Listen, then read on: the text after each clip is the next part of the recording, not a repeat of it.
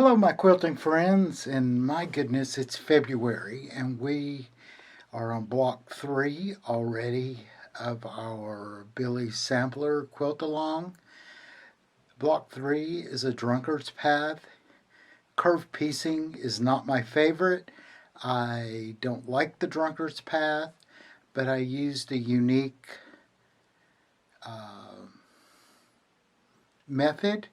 I'm going to explain that in a few minutes, but I'm also attaching the templates for you to do traditional curved piecing, and there are many videos on YouTube on how to assemble a drunkard's path block. So we will get into the block and I'll explain what I did, and I hope you like it. Okay, here is our drunkard's path block. You will notice the grid. It is 4 by 4, which is would make 16 blocks in total.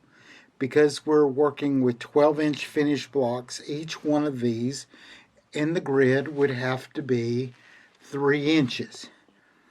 So each one of these blocks sub-blocks you make need to be 3.5 inches with your seam allowance. So like I said, I am including a PDF with the traditional pieces for the 3.5 inch blocks to traditionally curve piece each one of these. And the method that I chose was a little different. I can't remember where I found it, if it was a YouTube video or a blog post, but I thought I would try it. A couple of years ago, I did a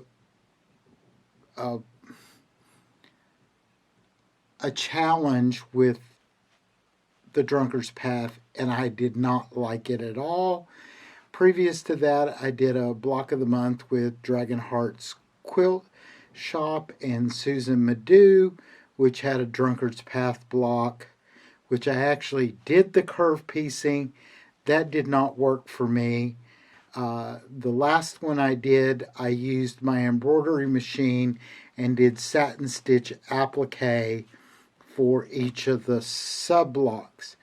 This one, however, I did, here's the finished block.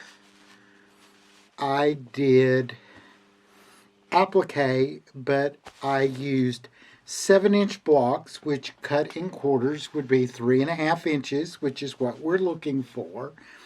And I put a 4-inch circle in the center of each of my blocks.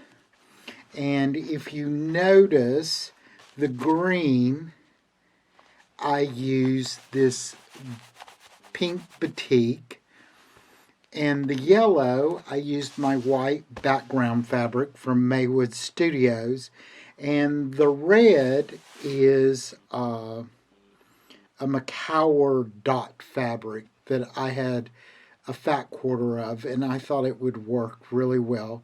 So I made 4-inch circles, put them in the center of the block, and then cut it and blanket stitch down.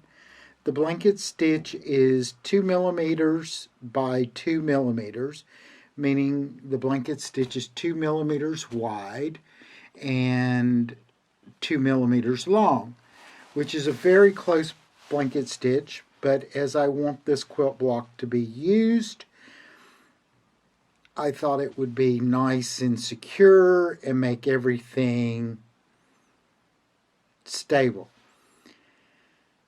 I think it's a little messy, but I despise the drunkard's path block, excuse me. But I had to make this block, and what I'm trying to do with this quilt is do one difficult block a month and one easier block.